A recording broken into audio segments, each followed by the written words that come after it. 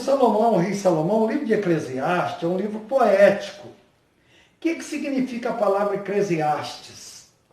Eclesiastes significa o livro do pregador. A Bíblia, a história, a Bíblia diz que Salomão escreveu de 3.000 a 5.000 provérbios, adágios, sabedorias, e o que foi inspirado, passou pelo cano, cano significa vara de medir.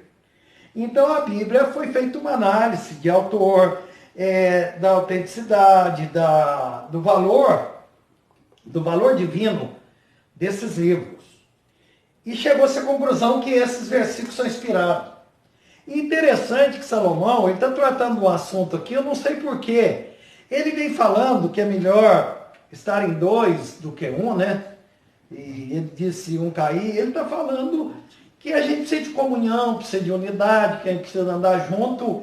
A gente lê esse texto aqui quando faz casamento, Como que é importante, a gente estar casado, agora vai chegando aí o frio, duas pessoas, o marido e a esposa, é melhor para se aquentar, Outra coisa, os dois têm que ter uma base sólida de conversa para resistir, às vezes, o mal que quer entrar nos seus lares.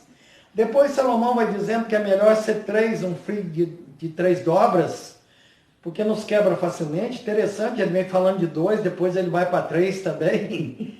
Quer dizer, qualquer união, irmãos, para dar certo, precisa de um homem, de uma mulher e de Deus. E ele diz que um cordão de 3 dobras não se quebra facilmente, então também se quebra. Então a nossa vigilância tem que ser redobrada. Aí, para o coroamento dessa palavra, o rei Salomão diz o seguinte, aí ele vai mostrar uma coisa interessante, ele diz assim, porque ele diz, melhor é o jovem, pobre e sábio, do que o rei velho e insensato, que não se deixa mais admoestar. Eu tenho ouvido falando de mensagens dos reis, Eu falei já do rei Acabe em relação ao Elias, eu falei do Eliseu, daquela viúva que ele orientou sobre o azeite. Eu falei quando Saul se tornou rei. Cada domingo eu falei uma coisa. Falei da última vez que Davi, como que ele foi ungido rei. Mas agora Salomão está no poder, é o rei, e já morreu o primeiro rei, que foi Saul, e também já morreu o seu pai, que foi Davi, mas ele vai voltar na figura desses dois homens. E ele vai mostrar uma coisa aqui muito interessante. Sabe o que acontece? A gente acha que no decorrer da nossa vida, a gente não precisa de ouvir pessoas. A gente acha que não precisa. Quando a pessoa fala que conselhos, fosse bom ninguém dar isso, não é verdade. Porque o ser humano precisa de conselhos. O ser humano precisa ouvir outras pessoas em vários assuntos. Eu me lembro de um casamento que fiz em Brasília, Eu fui convidado para fazer um casamento em Brasília. Era de 2 viúvos. Esses casamentos assim, O irmão ele já está na glória, Era de uma outra igreja. E a irmã era batista, a Marli, A Marli, quando foi para Varginha, se tornou minha ovelha na terceira igreja. Eu fui a Brasília fazer o casamento com o Ivan. E eles já eram 2 viúvos. O Ivan vinha de uns 2 casamentos, ela vinha de um casamento, Já estava viúva, ele também. E eles já eram pessoas muito maduras. Mas eu senti no coração daquela noite dizer o seguinte, que o ser humano é o único animal que nasce bebendo leite e morre bebendo leite. Por exemplo, todos os animais, depois que desmamam, não bebem leite mais, O bezerro não bebe leite mais, Os cachorrinhos não bebem leite mais, o gato nem tese, o gato em tese, Que a gente entende que ele gosta de leite. Mas o ser humano sempre está comprando leite, as esposas gostam de leite, a pessoa gosta de um café com leite, de uma forma geral. Então, porque o leite na Bíblia, em 1 Coríntios, simboliza comida de criança, Paulo disse, leite eu vos dei, igreja de Corinto, porque eu não pude ainda dar comida mais forte, comida sólida para vocês, E aqui, ele faz uma comparação dos 2 reis. Salomão está no poder, Salomão é considerado, biblicamente, o homem mais sábio para o povo de Israel, O parâmetro da Bíblia é que o Salomão foi o homem mais sábio, esse é o parâmetro da Bíblia, né? Jesus não pode ser comparado com ninguém, porque além dele ser homem, ele também foi Deus, né? Então, muito mais Jesus. Mas como homem, 100% homem só, foi o rei Salomão. E agora, depois que ele fala da união de um homem, de uma mulher, de dois, de estar junto, de uma aliança, tudo mais, depois ele fala que tem que ser um cordão de 3 dobras, ele termina com o ápice dizendo que é melhor ser um jovem pobre, sábio, interessante. O rei Salomão foi criado no palácio. Quando ele nasceu já num berço de ouro, mas ele sabia a história do seu pai, que foi pastor de ovelha, que era filho de uma família com 7, 8 filhos, que o pai dele trabalhou no campo, que o pai dele veio lá de baixo, que o pai dele, o que ele conquistou foi Deus abençoando ele, o senso de responsabilidade que ele tinha, a escolha que Deus fez dele ter sido o segundo rei, de ter dado a ele a graça de uma dinastia, de ter dado a ele a graça de uma monarquia. Só que ele faz um paralelo entre Davi e o rei Saul. E ele diz que é melhor um jovem pobre e sábio do que um rei velho e insensato. Ele está mostrando por que o Saul naufragou como rei. Eu já expliquei para vocês alguns erros do rei Saul, vocês vão ver lá no meu canal no YouTube, né? Por que ele naufragou? Ele cometeu pelo menos 3 erros.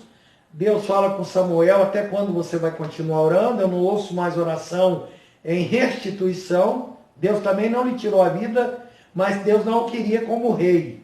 E Deus escolhe Davi. A diferença de Saul e de Davi era o seguinte, é que é muito difícil colocar no lugar deles, né? Por exemplo, vocês imaginam Daniel, lá na Babilônia, para falar as verdades para o rei Nabucodonosor. Pensou que coragem? Eles eram escravos, né? Já pensou falar a verdade dos impérios do mundo? Quer dizer, podia ser morto. O profeta Natan falar a verdade para Davi, que matava, né? Matava quem quer que fosse, porque, né, ele estava na época da espada, se vencia através da força. Por exemplo, o rei Saul suicidou-se. Mas aí um homem lá sabia que havia uma crise na família, havia uma crise política naquele momento, e o indivíduo veio correndo avisar o Davi, né? E chegou lá e falou, ó, Davi, eu matei o Saul por causa de você, né? O Davi pegou uma espada e mandou matar o homem, sabe por quê? Ele não pediu para ninguém matar ninguém para ele. Né? Se Davi precisasse matar Saul, ele teria matado. Mas ele disse que não matava Saul, porque Saul era um homem ungido por Deus, era um homem chamado por Deus. Davi sabia o princípio de autoridade, irmãos. Nós estamos vivendo aqui, ó, crise de identidade, em todos os sentidos. Nós estamos vivendo crise de integridade. Nós estamos vivendo crise de lealdade. Nós estamos vivendo todo tipo de crise. Né? Por exemplo, o Adão, por exemplo, quando o Adão viu que estava nu, o que ele fez? Ele se escondeu. E quando Deus conversou com ele pôs culpa na mulher e pôs culpa indiretamente a Deus. Sabe por quê? A Bíblia diz que Deus fez a mulher para ser ajudadora do homem, para ser companheira do homem, para ser alegria na vida do homem, e né? A mulher é alegria na vida do homem. A Bíblia diz que o homem que casa com uma boa mulher, ele foi agraciado, ele recebeu uma graça de Deus. Uma mulher que dá prazer a um casamento, ao seu marido, prazer que eu digo é o seguinte, ter um casamento equilibrado, ter uma boa conduta, e o seu marido também, sabe, ela é a coroa, o coroamento desse casamento. Mas quando Adão pecou, primeiro ele se escondeu, viu que estava nu. Depois, quando Deus mostrou que ele estava nu, ele falou que foi a mulher que Deus deste. Quer dizer, ele falou, Deus, se o Senhor não tivesse me dado a mulher, eu não teria pecado. Quer dizer, cometeu um gravíssimo erro. E a humanidade, historicamente, de modo geral, tem mania de colocar a culpa nos outros. Olha, nosso erro, nós não chegamos em lugar nenhum ainda, porque a gente ainda não entendeu essa questão de submeter-nos à autoridade. Entendeu? Nós não sabemos que é autoridade. Nós, em nome de uma falsa democracia, aí a televisão nossa pode brincar com qualquer cargo, com qualquer função, nós misturamos isso, nós brincamos com com a autoridade médica, nós brincamos com a autoridade pastoral, nós brincamos com aqueles que têm autoridade sobre nós, nós brincamos com as autoridades sobre nós do município, do estado, do governo. Irmãos, isso só faz mal para nós. Aconteceu um episódio do Ministério de Jesus, de um centurião. Olha só, um centurião romano. A palavra centurião, hoje o exército usa a palavra capitão. E um capitão comanda aí 180 homens, 200 homens. A palavra 100, centurião, quer dizer que ele comandava 100 homens no exército romano, né? Nós temos a centopeia. Se entende que ela tem mais de 100 pernas. Então, ele chegou perto de Jesus, ele tinha lá um criado, né? Era um homem de coração grande, era um homem que não tinha um criado só para se servir dele, mas ele tinha um homem que servia a casa dele, que atendia as coisas na casa dele, e esse homem ficou doente e ele foi procurar Jesus. Mas ele encontrou Jesus, chegou lá e falou: Jesus, eu estou com o meu criado lá doente, eu estou lá com o meu servo doente, e eu preciso que o senhor vá lá em casa comigo, o senhor vai fazer alguma coisa. E Jesus prontamente disse que ia. Jesus falou: eu vou. E saiu andando. E eu não sei o que ele pensou. Eu não sei se ele pensou lá em casa. Eu não acho que ele pensou isso, mas muita gente pode pensar: nossa, a casa lá em casa, uma hora dessa, não está bem arrumada. Não vê que toda pessoa, às vezes, que a gente pensa em visitar, as pessoas falam: mas lá em casa não está tão bem arrumado. É óbvio que isso nem sempre é verdade, né? A pessoa é muito educada, né? Mas lá em casa não está bem arrumado, lá em casa tem uma bagunça. Lá em casa eu não limpei a casa hoje ainda e tal. Ele pode ter pensado muitas coisas, mas ele galgou um pensamento maior, né? Ele falou: já pensou? Se ele foi a Jesus, porque ele sabia que Jesus tinha poder, Jesus sabia alguma coisa a mais. Então ele pede, Jesus predispõe, e a caminho ele fala uma coisa interessante para Jesus. Ele fala assim: vamos dar uma parada aqui, vamos dar uma reflexão primeiro. Olha, eu sou um homem sujeito à autoridade e eu sou autoridade. Que é verdade. Se um capitão mandar um soldado ficar lá na serra e estiver chovendo, o soldado tem que ficar na serra com a chuva e tudo lá. Debaixo da chuva, em serviço. Se um oficial mandar, tem que ficar, ué. Faz parte do jogo. O meu filho teve uma experiência no Exército Três Corações, meu filho serviu o Exército, e era 5h30, 6 horas, foram levar um lixo, né, um caminhão de lixo lá no lixão da cidade de Três Corações. Quando chegou lá, o caminhão quebrou. E aí os soldados ligaram para lá, para o oficial, lá para quem comandava ele, sargento, não sei, ligou e falou: o caminhão quebrou. Sabe qual foi a orientação? Fiquem aí dentro do caminhão, não saiam daí, porque amanhã cedo eles vão aí tirar vocês aí. Mas não falou em ninguém mandar marmitex, não falou em ninguém mandar comida, não falou nada disso e não mandaram. Fica aí. O brasileiro não sabe isso. Essa semana eu ouvi uma palavra de um pastor que o brasileiro nunca enfrentou guerra, o brasileiro nunca enfrentou pandemia, o brasileiro nunca enfrentou nada de terrível no país, entendeu? Maremoto, tsunami, graças a Deus. Mas, em compensação, o brasileiro não sabe obedecer nenhuma ordem. Ele não sabe o que é autoridade. Aí o centurião para com Jesus e fala: eu sou um homem sujeito à autoridade. E eu sou um homem de autoridade. Se eu mandar um soldado ir, ele tem que ir. Se eu mandar ele vir, ele tem que vir.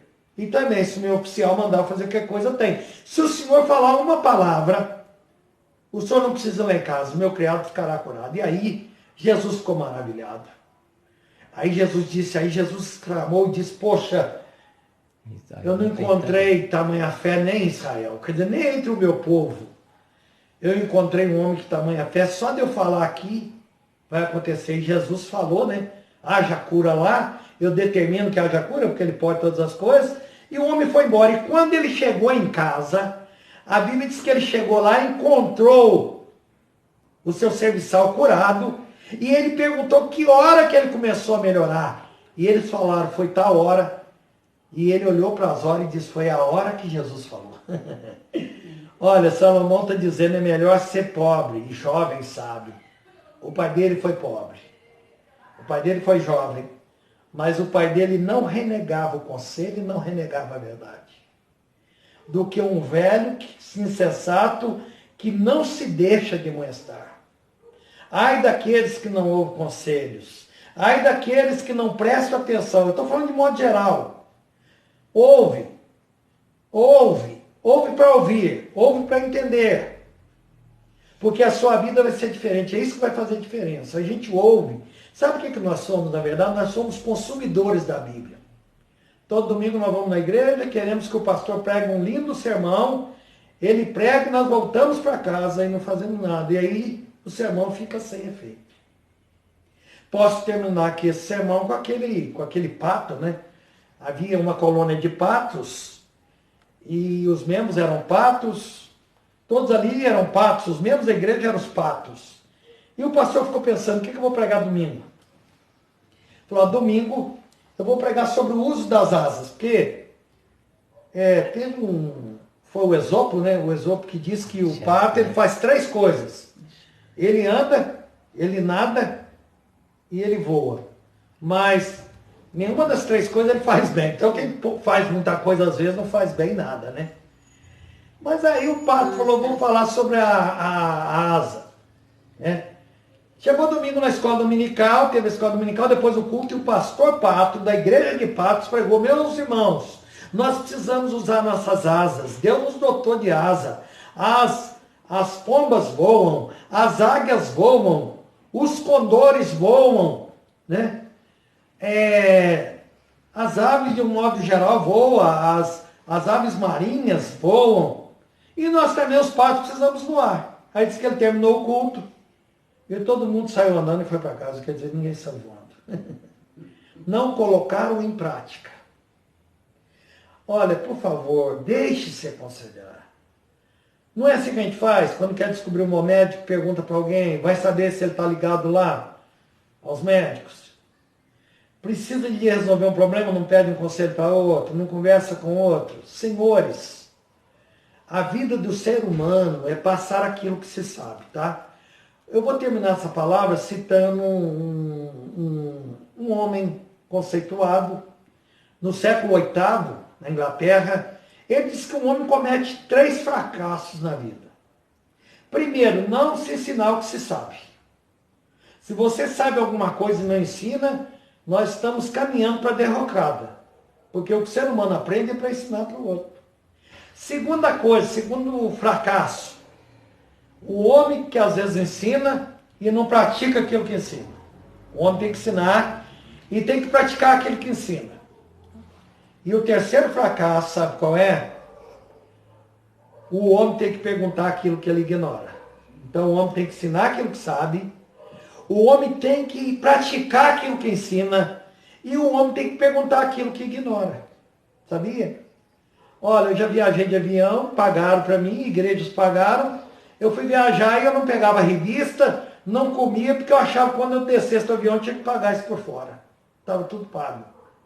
Porque quando o pastor de missões comprou a passagem para mim, ele falou, Antônio Carlos, eu comprei de primeira classe. Eu era muito jovem, mineiro, e eu fiquei no Rio de Janeiro com medo de perguntar para ele o que é a primeira classe. Ele me achava muito ignorante. Já teve gente que viajou de navio, podia tudo no navio e não fez nada, porque achou que quando descesse também teria que pagar. A gente tem que perguntar aquilo que a gente não sabe. Porque aí aqui, quem sabe, vai nos esclarecer. Olha, uma boa noite de paz para você. Jesus te abençoa. Fica com Deus. Tá? Que Deus te abençoe. Quando lembrar da gente, ore por nós. Nós também oraremos sempre por vocês. Amém? Um beijo no coração. Chamo o evangelista Gilberto.